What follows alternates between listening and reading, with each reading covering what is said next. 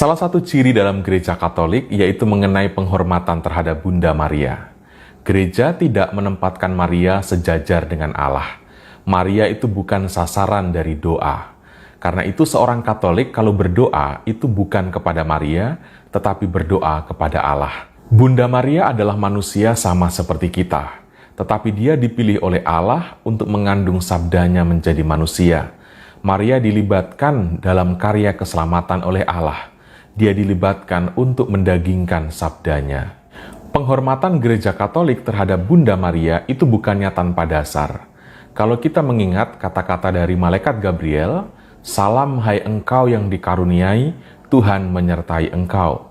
Kata-kata ini kemudian menjadi bagian pertama dari doa salam Maria. "Salam Maria, penuh rahmat, Tuhan sertamu. Terpujilah engkau di antara wanita, dan terpujilah buah tubuhmu Yesus." Selain itu, Roh Kudus juga yang hadir dalam peristiwa ketika Maria mengunjungi Elisabet, yaitu ketika Elisabet mendengar salam dari Maria, melonjaklah anak yang di dalam rahimnya, dan ia pun penuh dengan Roh Kudus. Lalu ia berujar, "Siapakah aku ini, sampai ibu Tuhanku datang mengunjungi aku?" Kata-kata ibu Tuhan inilah yang kemudian menjadi bagian kedua dalam doa salam Maria. "Santa Maria Bunda Allah, doakanlah kami yang berdosa ini, sekarang dan waktu kami mati. Amin." Gelar Maria sebagai Ibu Tuhan atau sebagai Bunda Allah, itu tidak dimaksudkan bahwa Maria itu lebih dulu daripada Allah, atau Maria lebih besar daripada Allah. Bukan demikian. Gelar Maria sebagai Ibu Tuhan, itu sebenarnya untuk menegaskan siapa dia yang dikandung oleh Maria. Yang dikandung oleh Maria adalah Allah itu sendiri. Yang dikandung oleh Maria adalah sabda Allah, yang adalah Allah yang menjadi manusia. Saudara-saudariku, ada begitu banyak kualitas dari pribadi Maria yang bisa kita renungkan. Dalam katekese singkat ini saya ingin mengangkat 3 keutamaan dalam pribadi Maria yang baik untuk kita renungkan bersama. Yang pertama adalah kita belajar tentang ketaatannya. Maria berujar, "Aku ini hamba Tuhan, terjadilah padaku menurut perkataanmu." Kata-kata dari Maria ini seharusnya menjadi kata-kata dari seluruh orang beriman. Artinya, setiap dari kita harus menyadari bahwa yang mengendalikan hidup kita sebagai manusia itu bukannya diri kita sendiri, melainkan Allah. Yang mengendalikan seluruh gerak hidup kita bukannya kemauan atau kepentingan kita sebagai manusia, melainkan kemauan dan kepentingan Allah yang menciptakan kita sebagai manusia. Yang kedua adalah kita belajar dari Bunda Maria mengenai ketenangannya. Dikatakan dalam Injil bahwa Maria itu menyimpan segala perkara di dalam hatinya. Saudara-saudariku, tidak semua hal di dunia ini, baik yang kasat mata maupun yang tak kasat mata, itu dapat dengan mudah untuk kita mengerti dan dapat dengan mudah kita pahami. Apa yang menjadi harapan dan kehendak Allah seringkali tidak gampang untuk kita pahami dan untuk kita mengerti. Terhadap kenyataan itulah Maria sungguh luar biasa. Dia menyimpan segala perkara hidup di dalam hati dan merenungkannya. Maria bukanlah tipe reaktif, bukanlah tipe yang segera bereaksi ketika mendapatkan kenyataan-kenyataan tertentu dalam hidup.